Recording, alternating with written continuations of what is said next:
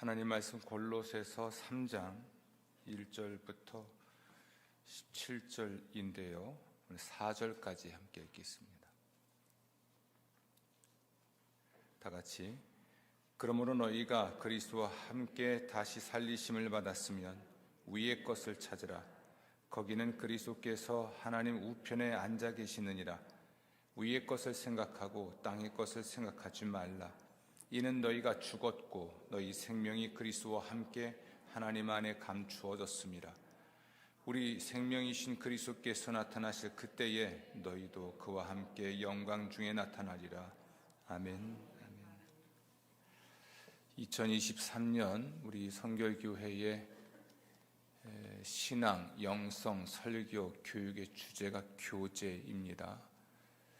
2월달은 이 교제에 관한 말씀에 있어서 교회의 사역으로서의 교제에 관한 말씀을 듣게 되어 있죠. 오늘 골로새서 3장 1절부터 17절은 교회의 교제 사역을 위해 매우 중요한 말씀입니다. 성령께서 하시는 말씀을 들으시기를 바랍니다. 아멘. 교회와 운명을 같이 하는 사람이 우리 시대에 있을까요? 어떤 기독교 작가는 나의 사랑, 나의 고민이라는 제목으로 책을 썼습니다. 사랑하는데 고민이 되죠. 저는 그것이 교회와 운명을 같이 하는 사람의 심정이 아닌가라는 생각을 합니다. 오늘날 교회가 나를 위해서 존재하고 내 인생을 위해서 존재하지, 내가 교회를 위해서 존재하고 교회를 이롭게 하기 위해서 존재한다는 생각을 하는 사람이 여러분 빼고 또 있을까요? 사도 바울은 골로새서 1장 24절 말씀에서 나는 이제 너희를 위하여 받는 괴로움을 기뻐하고, 골로새 교인을 위하여 받는 괴로움을 기뻐하고 그리스도의 남은 고난을 그의 몸된 교회를 위하여 내 육체에 채우노라 라고 말합니다. 속죄를 위한 그리스도의 고난은 더 이상 필요가 없습니다.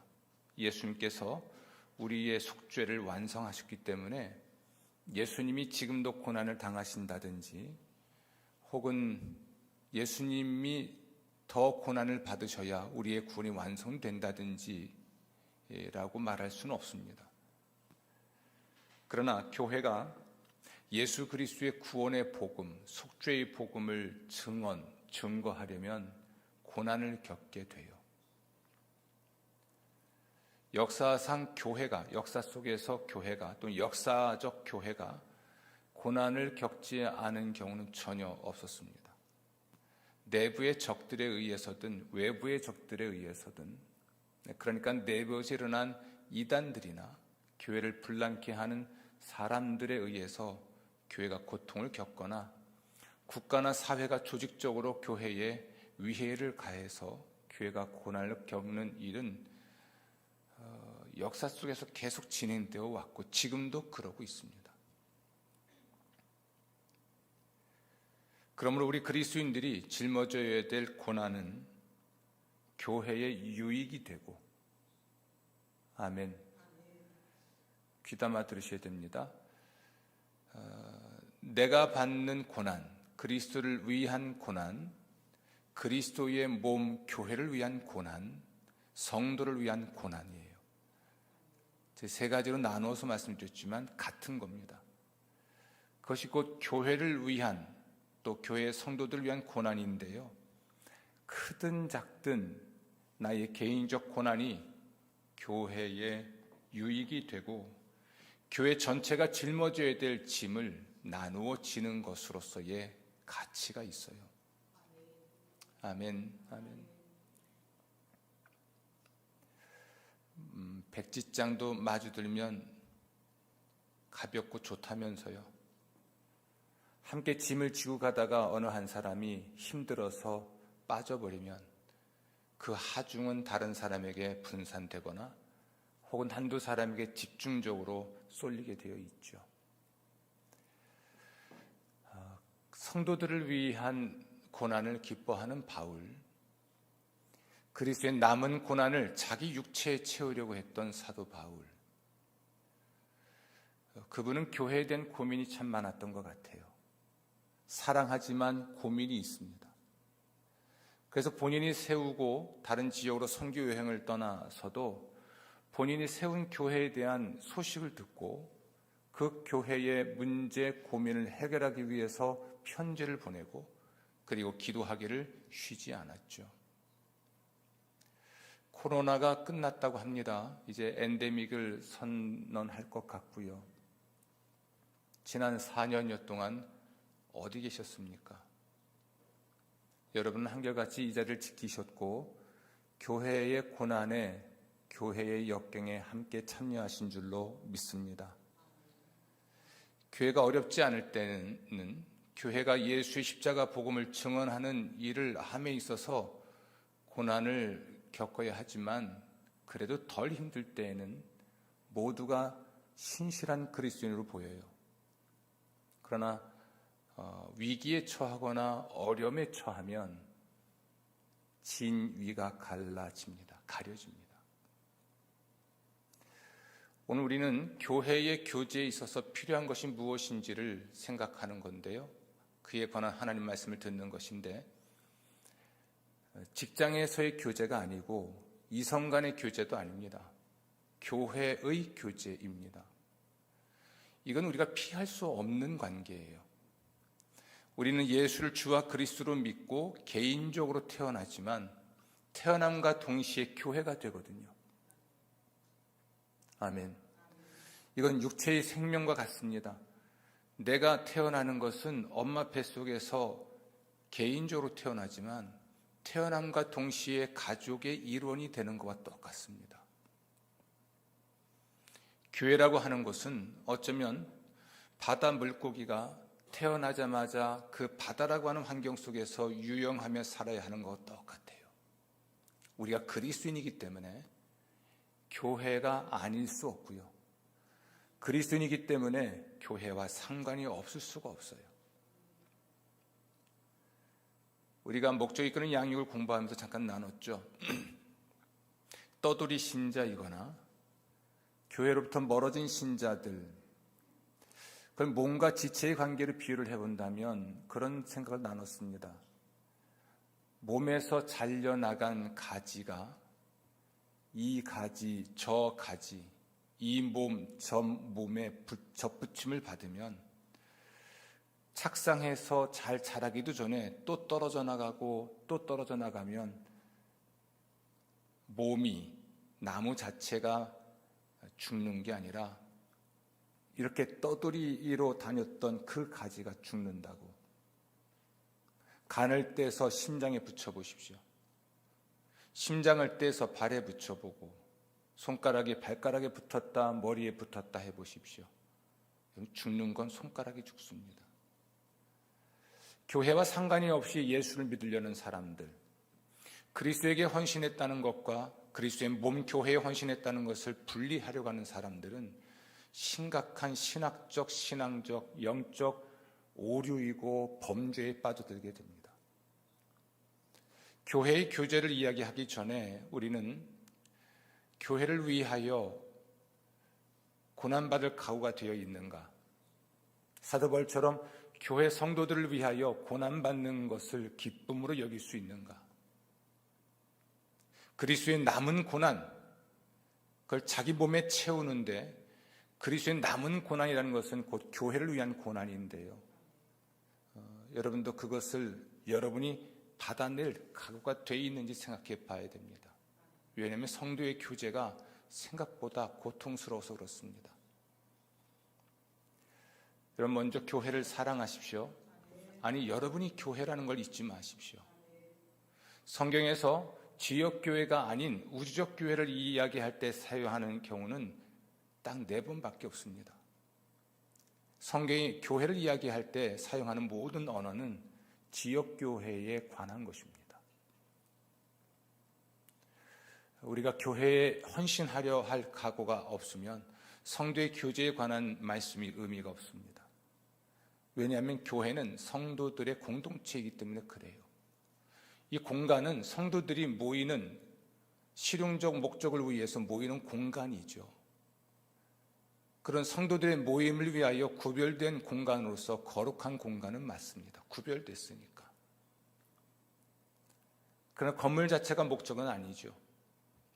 우리 성도들이 교회이기 때문에 그래요. 성도들의 교제, 그것을 통해서 교회가 건강한지 병들었는지를 가늠해 볼 수 있기 때문에 그렇습니다. 성도의 교제에 관한 말씀, 교회의 교제 사역에 관한 말씀을 듣기 전에 먼저 마음으로 각오하셔야 될 건 교회의 운명과 나의 운명이 직접 연결되어 있다는 믿음을 가져야 됩니다. 우리가 교회이고 교회를 위하여 받는 고난을 기뻐하고 교회가 고난을 겪을 때에 그걸 짊어질 각오를 하는 것이 중요합니다. 아멘. 그러면 사도 바울이 말하는 교회는 무엇일까? 오늘 읽어야 될 말씀에서 확인할 수 있는 것 하나는 교회는 3장 1절 그리스도와 함께 다시 살리심을 받은 사람들이에요. 그들의 공동체입니다. 아멘. 또 교회는 10절 말씀 보면 자기를 창조하신 이의 형상을 따라 지식에까지 새롭게 하심을 입은 사람들, 곧 새 사람들의 공동체입니다.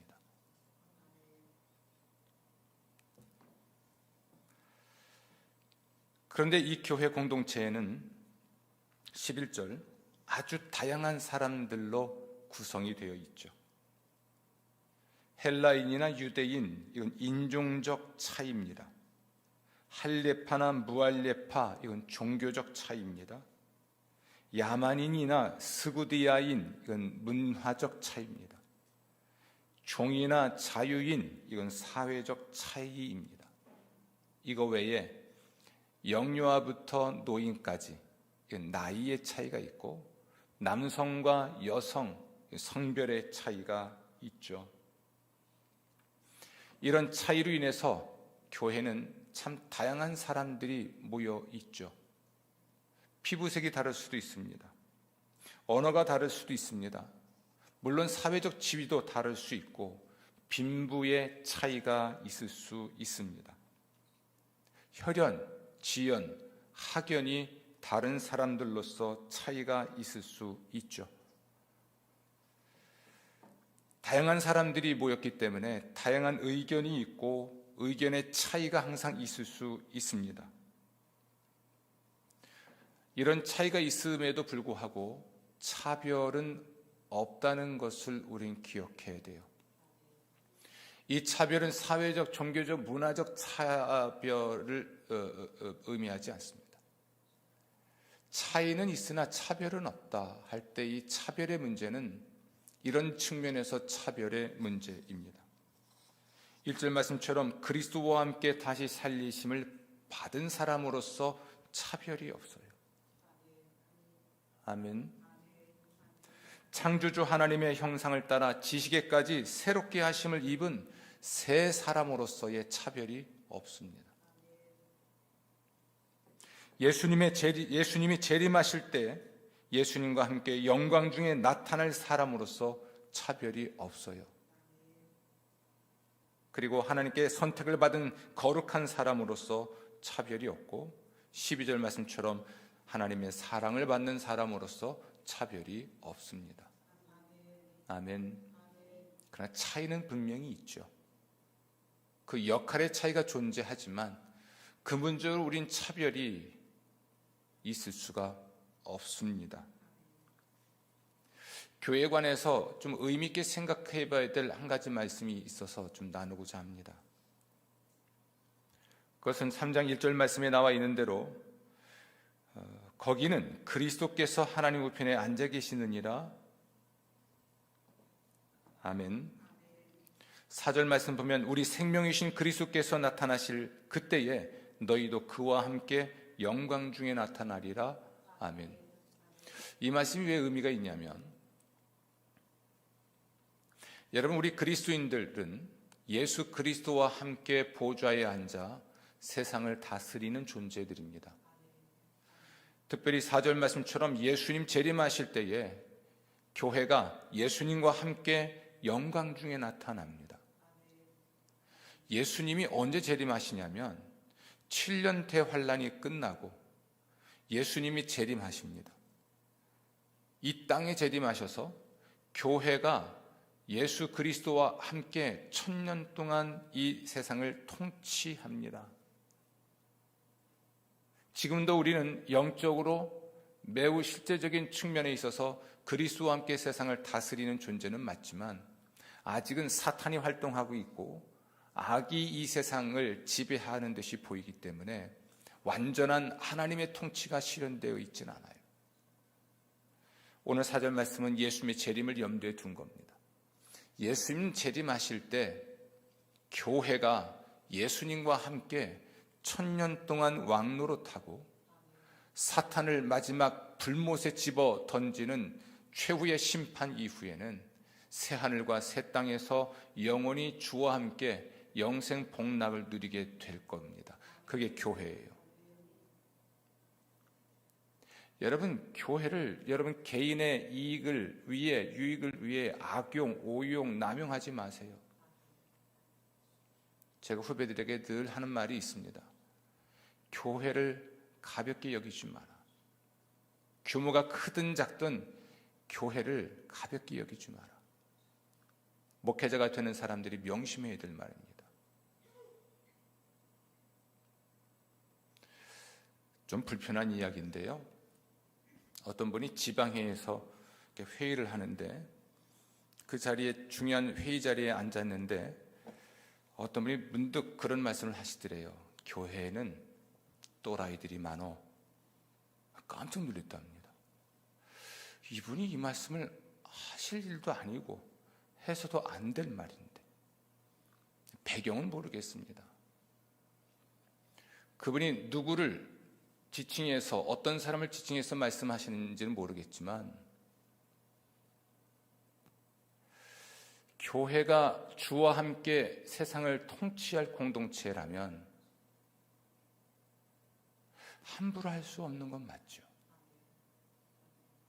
아마 그분 말씀은 교회를 함부로 대하는 또는 교회에서 무례해지는 사람들을 일컬어 하는 말로 보여요. 저는 교회가 영광스럽습니다. 이 세상에서는 교회가 누더기를 걸친 것처럼 누추해 보일 때도 있지만 그렇다고 완벽하고 완전한 교회는 세상에 없지만 예수님 다시 오실 때 마치 신부가 신랑을 위하여 아름다운 단장을 한 것처럼 흠없고 티 없는 모습으로 지금의 부족함과 누추한 모습이 다 사라진 상태로 주님과 더불어 세상을 통치할 공동체라면 여러분 교회가 영광스러운 것이죠. 교회의 교제가 영광스러운 것이죠. 아멘. 교회가 다양한 사람들이 모였지만 이렇게 예수 그리스도 안에서 다시 살리심을 받았고 하나님의 형상에 이르도록 새롭게 하심을 받은 사람들이고 주와 함께 세상 끝날에는 주와 함께 1000년 동안 지상에서 왕노릇하다가 마귀를 하나님께서 완전히 멸망시키신 후에는 영생 복락의 축복을 누리는 공동체라면 우리는 과연 어떤 사람이 되어야 할까? 어떤 존재가 되어야 할까요? 먼저 2절 말씀 보면 땅의 것을 생각하지 말라라고 말합니다. 이 땅의 것은 5절 말씀에 의하면 땅에 있는 지체고요. 9절 말씀에 보면 옛사람과 그 행위를 말합니다. 그러므로 이 땅의 것이라고 하는 말은 이 육신을 통해서 작용하는 악덕, 악습, 죄악입니다. 우리 육체, 이 몸을 통해서, 우리 육체를 통해서 작용하고 있는 악덕과 악습과 죄악을 말합니다. 그리스도인은 이 땅의 것을 생각하지 말아야 됩니다. 염두에 주지 말라는 이야기예요. 그런 것, 그 생각이 지배하지 못하게 하라는 얘기입니다. 땅에 있는 지체를 죽여야 합니다. 이 죽인다는 말, 그것이 5절에 나오는데요. 그것이 나를 지배하지 못하게 하라는 이야기예요.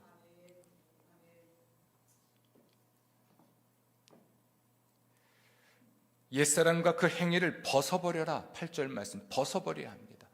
본래 옷이라고 하는 것은 그 사람의 사회적 지위와 품격을 나타냅니다. 삶의 방식이고 태도인 것이죠.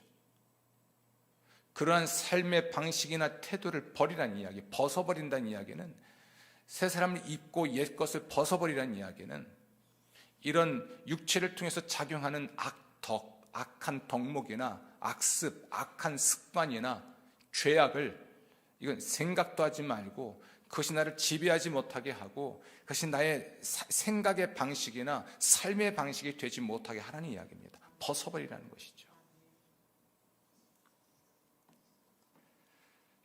구체적으로 땅의 것은 무엇인가요?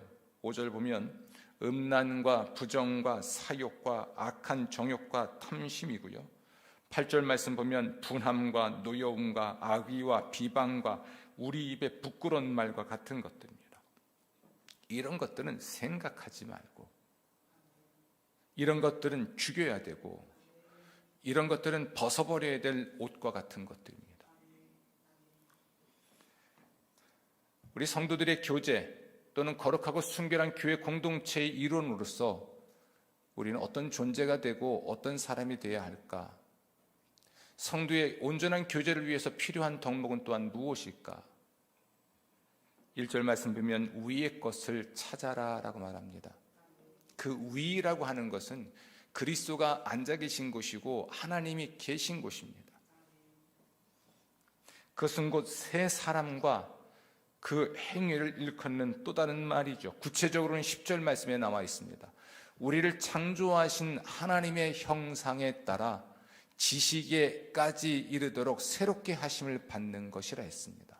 그래서 하나님의 형상, 하나님의 본질, 하나님의 성품, 곧 신성, 거룩한 생각, 거룩한 덕목, 거룩한 습관, 거룩한 삶의 방식을 총칭해서 우리는 위의 것이라고 말을 할 수가 있죠. 우리 그리스도인들은 위의 것을 생각해야 돼요. 땅의 것 말고 위의 것을 입어야 됩니다. 땅에 있는 것 말고 새 사람을 입어야 하는 것이죠. 다른 말로 하면 하나님의 형상을 닮아야 됩니다. 실제적으로 말하면 그리스도 예수의 형상을 닮아야 돼요. 그분의 인격과 그분의 성품과 그분의 삶의 방식을 닮아야 한다는 거죠. 구체적으로 무엇이 있을까요? 12절 보면 긍휼, 자비, 겸손, 온유, 오래 참음이고요. 이 모든 것 위에 사랑을 더하라 했습니다.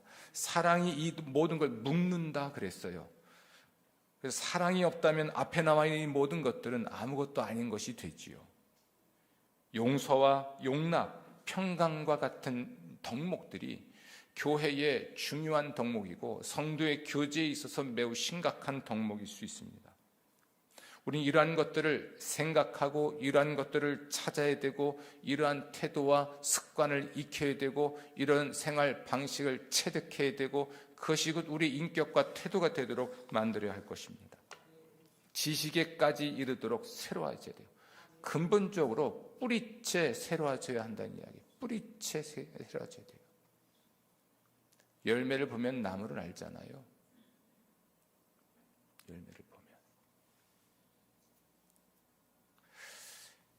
제가 저에게 처음 부임했을 때 첫인상이 바늘로 찔러도 피 한 방울 안 날 것 같다라고 보였다는 분에게 다시 묻고 싶은 질문이 있어요. 지금도 그런가요? 이렇게 묻고 싶을 때가 있어요.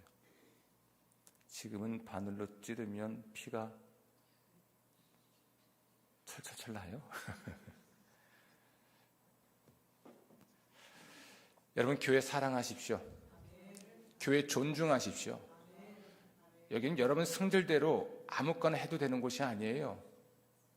내 성질대로, 내가 배운 대로 그래서도 안 되지만 내 가정에서, 내 일터에서, 내 친구들과의 관계 속에서 하던 대로, 하던 행태대로 하는 곳이 아니에요. 교회는 그 어떤 공동체보다 존귀한 곳입니다. 명예로운 곳이에요. 훗날에 영광스럽게 변화되어서 세상을 통치할 공동체입니다. 아멘. 그럼 이 지점에서 우리는 회개해야 될 게 하나 있죠. 여러분, 교회를 위해서 어떤 고난을 받으셨나요? 혹시 교회를 어지럽히거나 더럽힌 일은 없나요? 교회와 관련지어서 우리 스스로를 돌아봐야 돼요. 교회가 이렇게 존귀한 것이라면 우리가 교회이고 우리의 미래가 예수님 다시 오시면 혈연관계는 아무 의미 없습니다. 학연, 지연, 혈연 아무 의미 없습니다. 그때 우리는 예수의 피로 오직 하나님의 자녀가 된 사람들로서 영광스럽게 변화될 거거든요. 그래서 우리가 돌아보면서 감사할 건 감사하시고, 그러나 회개할 건 철저히 회개해야 해요. 같이 마주 들어도 힘든데 슬쩍 빠짐으로써 무게중심이 기울어지게 하지는 않았는지, 힘을 모아서 응집해야 되는 순간에 이 응집력을 깨트려서 분산시켜버린 것은 없는지, 힘을 모아서 앞으로 가야 되는데도 쇠빙선이 얼음 깨고 가듯이 뭔가를 깨고 가야 하는데 가기는커녕 엔진룸에 불을 꺼버린 일은 없는지, 보이는 곳 보이지 않는 곳에서 피땀 흘리면서 이 교회 공동체를 지켜낸 일은 또 없는지. 옛날에 이순신 장군의 일대기를 기리는 영화였던 것 같아요. 영화 제목이 하도 영화들이 많아서 이 장면이 인상적이었습니다. 거북선이든 배가 됐든 바다에서 전쟁을 치르는데 우리 눈에는 전쟁을 치르는 군인들의 모습만 보이죠. 그런데요, 배 밑에서는 노를 젓고 있죠. 그들의 손에서 피가 흐르고 그들의 발에서 발이 부러져 나가고, 적군의 포하에 배가 흔들릴 때마다 이리 쏠리고 저리 쏠리지만 노를 놓을 수는 없잖아요. 호흡이 맞아야 돼요.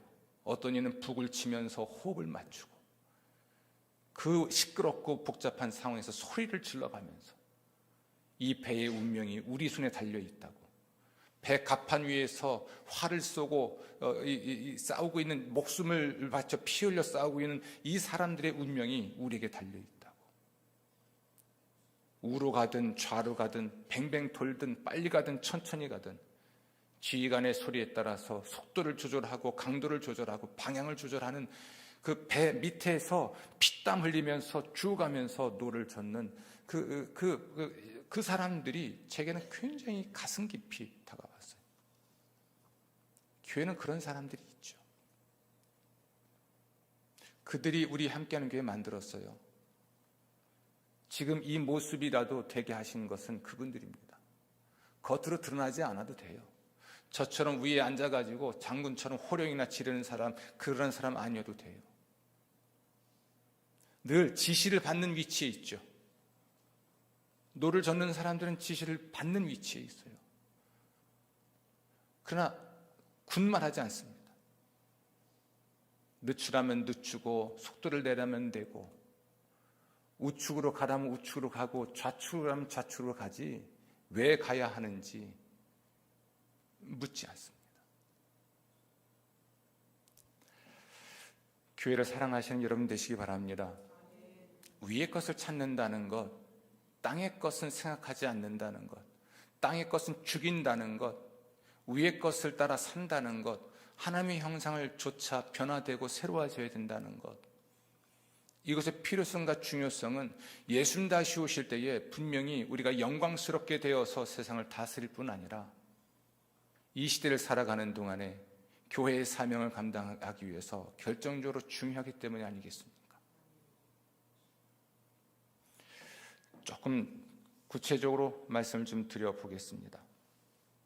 성도의 교제를 위해서, 이 성도의 온전한 교제를 통한 영광스러운 교회를 만들기 위해 제거해야 될 악덕에 대한 이야기입니다. 사도 바울은 세 가지 범주의 행동으로 이야기하는데요. 첫 번째는 비뚤어진 욕망입니다. 우리가 제거해야 할 첫 번째 악덕은 비뚤어진 욕망입니다. 그것은 음란으로 표현되어 있습니다. 부정, 사욕, 악한 정욕을 포함한 음란이죠. 이 음란이라는 단어가 포르노라는 단어의 어원입니다. 포르네이아. 이것은 결혼 밖에서 이루어지는 모든 성행위를 의미합니다. 이것은 깨끗하지 못하고 더러운 것이기 때문에 예수 그리스도의 정결함과 함께할 수 없고 정결한 교회 공동체와도 함께할 수가 없습니다. 이걸 제거해야 되는 거예요. 또 제거해야 될 비뚤어진 이 욕망의 두 번째 항목이 탐심입니다. 탐심은 더 많이 갖고 싶어하는 마음인데요. 얼만큼 가지면 충분할까요? 제가 주중에 말씀드렸죠? 조금만 더.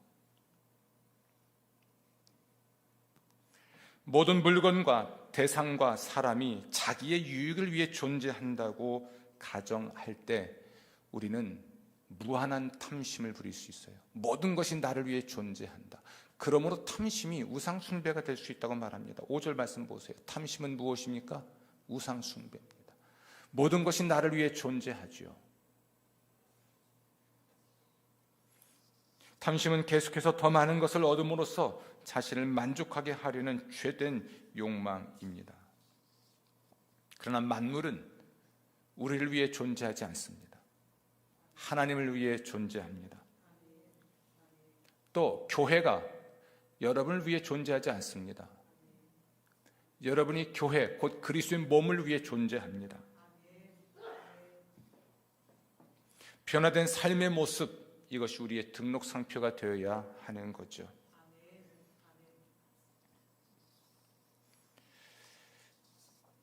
우리가 제거해야 할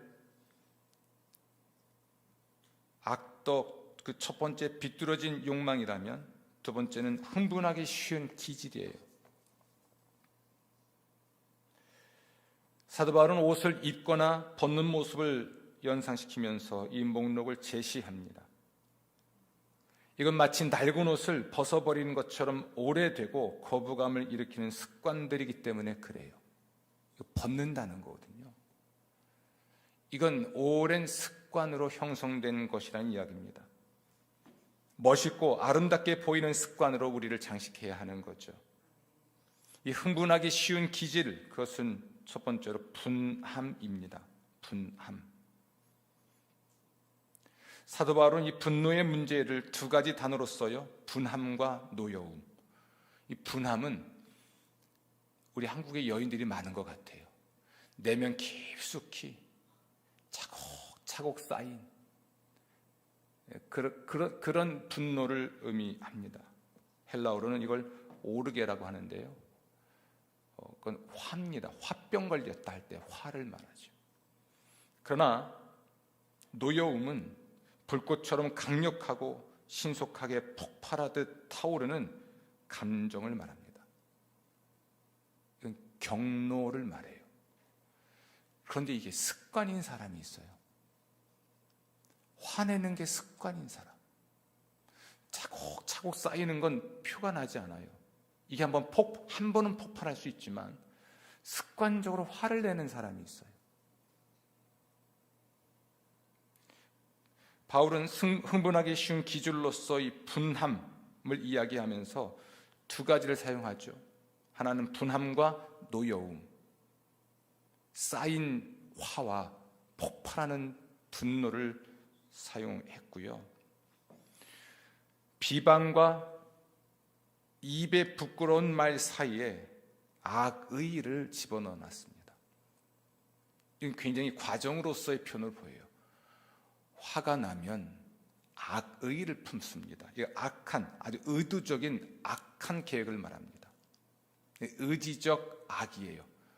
폭발하는 악이 아니라 아주 의도적이고 의지적인 악입니다.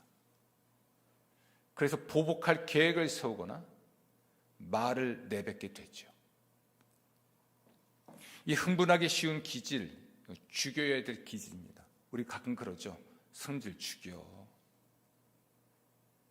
이게 나이가 들어도 성질이 죽어요? 안 죽어요? 잘 안 죽어요? 네. 왜냐하면 그렇게 길들여져서 그래요. 분노 조절 장애가 우리 요즘 젊은 세대만 있는 게 아니에요. 분노 조절이 안 되는데 문제는 이것이 화를 내는 게 습관이 돼서 화를 내는 방식으로 문제를 해결해 버릇한 사람이 있어요. 폭력을 통해서 문제를 해결해 버릇한 사람은 늘 폭력적으로 해결합니다. 분노를 폭발시켜서 해결하는 사람은 그렇게 하고요. 권모술수를 부리는 사람들은 그런 방식으로 문제를 해결해 가요. 이게 습관이에요. 인격이에요. 태도입니다.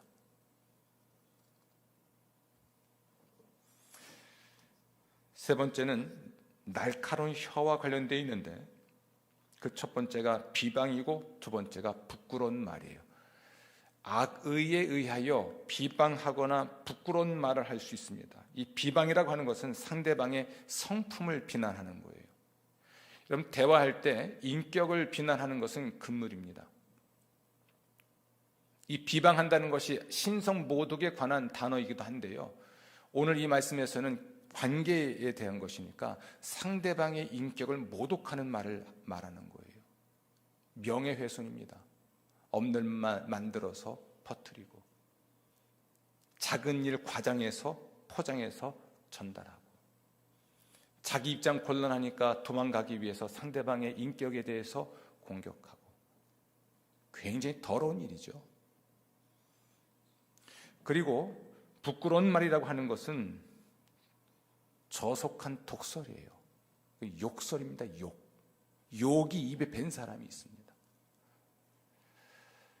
이것이 우리가 벗어야 될 것, 우리가 죽여야 될 것들입니다. 여러분, 이게 죽여집니까? 죽일 수 있나요?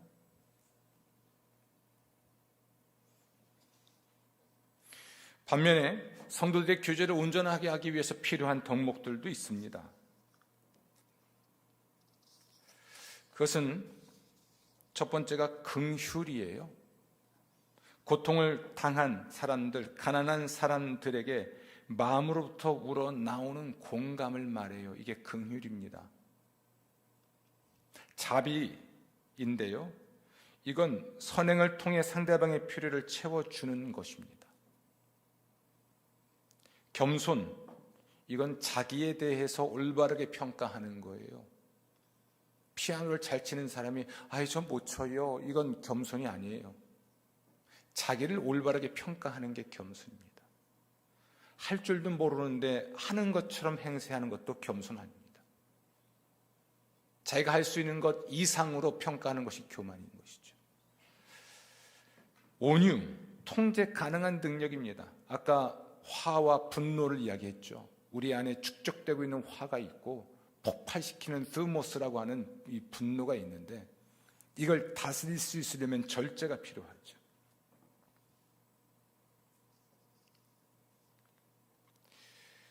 특별히 자기의 권리라고 생각하는 것들을 주장하고 요구할 때 온유함을 볼 수가 있습니다. 그걸 쓰지 않는 것이 곧 온유거든요. 힘이 있는데 힘을 쓰지 않는 것. 참 어렵습니다, 여러분. 없는 힘은 쓸 수가 없어요. 근데 힘이 있고 권력이 있는데도 쓰지 않는 힘. 이게 사실은 온유죠. 오래 참음. 공평하지 못한 일이나 상처를 받았을 때 복수하거나 안갚음하지 않고 견디는 겁니다. 부당한 대우를 받았지만 견뎌내는 거죠. 이게 오래 참는 겁니다. 서로 용납하는 것, 다른 사람의 모욕이나 공격을 참고 견디는 것이고, 용서하는 것은 서로에게 혐의가 있으면 단순히 참는 것을 말합니다. 사랑은 이 모든 것들을 묶는 띠와 같습니다. 사랑이 없다면 이 모든 것들은 단지 도덕 교과서에 지나지 않겠죠. 이게 우리 그리스도인들이 성도의 교제를 위해서 생각해야 되고 그것이 우리를 지배하게 해야 하고 이러한 성품이 되도록 개발하고 체득해야 되는 것들입니다. 근데 이게 돼야 말이죠. 근데 이 말씀을 잘 보십시오. 이 말씀은 갈라디아서 말씀과 로마서 말씀과 거의 일치합니다. 우리가 체득해야 될 덕목을 보면 성령의 9가지 열매하고 거의 유사하고요. 우리가 벗어야 되고 죽여야 될 악한 덕목들은 육체의 일에 관한 갈라디아서의 덕목과 일치합니다. 따라서 이것이 어떻게 우리 안에서 형성되고 이것이 체득되고 이러한 인격이 형성될 수 있는지 답이 하나 나와요. 그것은 성령을 좇아 사는 겁니다. 육신의 욕망대로 사는 게 아니라 성령의 요구대로 사는 것이죠. 그러니까 여러분, 악한 습관을 고치려고 하지 마시고 각 악한 성품을 바꾸려고 하기보다 하나님의 성품을 소유하고 연습하고 훈련하면 된다는 이야기예요. 나쁜 습관을 고친다는 건 좋은 습관을 갖는 것을 말하죠. 오랜 세월 걸립니다. 이건 금방 되지 않아요. 그러나 급진적 성결이라는 게 있습니다. 지금 유튜브나 페이스북이나 전 세계 SNS상에 떠돌고 있는 에즈베리의 부흥운동, 어느 날 갑자기 찾아온 코로나19만큼이나 급속도로 확산되고 있죠.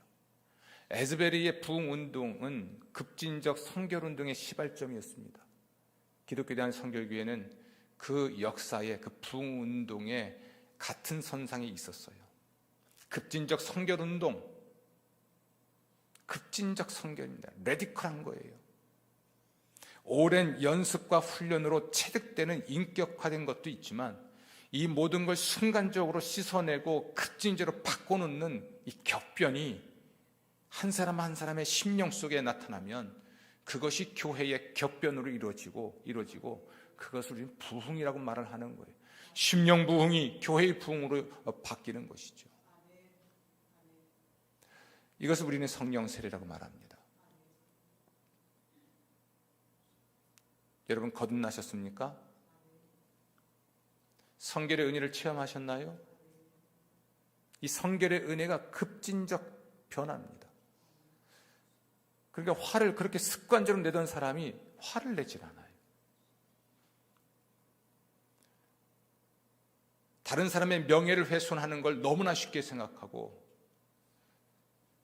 너무나 쉽게 말을 했던 사람들이 그런 말을 중단해 버립니다. 없는 말 만들어내고 작은 일 키우고 이렇게 교회를 어지럽히고 더럽혔던 사람이 입이 닫혀요.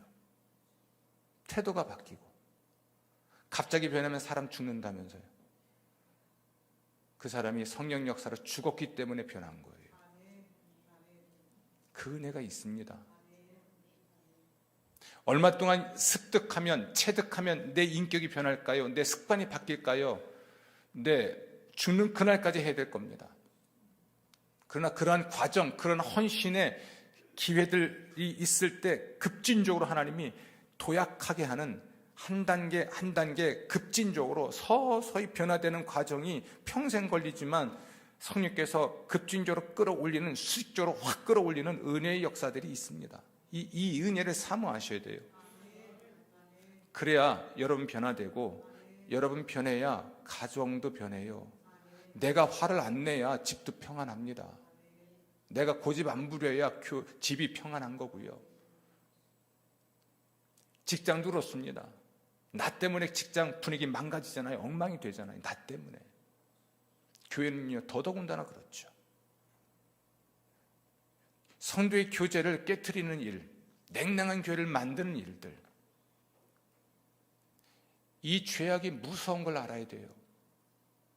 오늘 말씀에 나와 있는 대로 평화라고 하는 것, 그리스도의 평강이 오늘 15절 말씀입니다. 평강을 위하여 한 몸으로 부르심을 받았나니 너희는 감사하는 자가 되라. 그리스도의 평강이, 그러니까 평화를 만드는 것, 피스메이커인가 아닌가, 이것이 그가 성령의 사람인가 아닌가에 대한 가늠자라는 이야기예요. 교회의 교제 사역 매우 중요합니다. 그 어느 때보다 이 교제가, 성도의 교제가 우리 교회는 절실합니다. 성령 역사에 의한 급진적 변화든 아니면 우리가 성령께 매일매일 순종해가는 그 과정으로서의 순종과 헌신의 삶이든, 우리의 내면에 있는 인격의 문제이든 우리의 외면으로 드러나는 태도와 행동의 문제이든 성령 역사가 아니면 불가능합니다. 성도의 온전한 교제를 위해 성령의 은혜를 사모하시기 바랍니다. 끊임없이 기도하시고 하나님 말씀에 창념하시고 공동체에 헌신하면서 살아가십시오. 여러분의 변화가 가정의 평화를 가져오고 일터의 평화를 가져오고 교회의 평화를 가져오며 세상의 평화를 가져올 줄로 믿습니다. 악한 영에게 여러분의 마음을 내주지 마세요. 성령이 나를 지배해야지, 악한 영은요 내 인격적 또는 습관적 약점을 알기 때문에 거기를 공략해서 내가 무너지게 만들어요. 무너지게 만듭니다. 성령의 세례를 사모하시고 다시 한번 성령의 충만함을 구해서 성도의 교제를 온전히 이루어 가시기를 다시 한번 주의 이름으로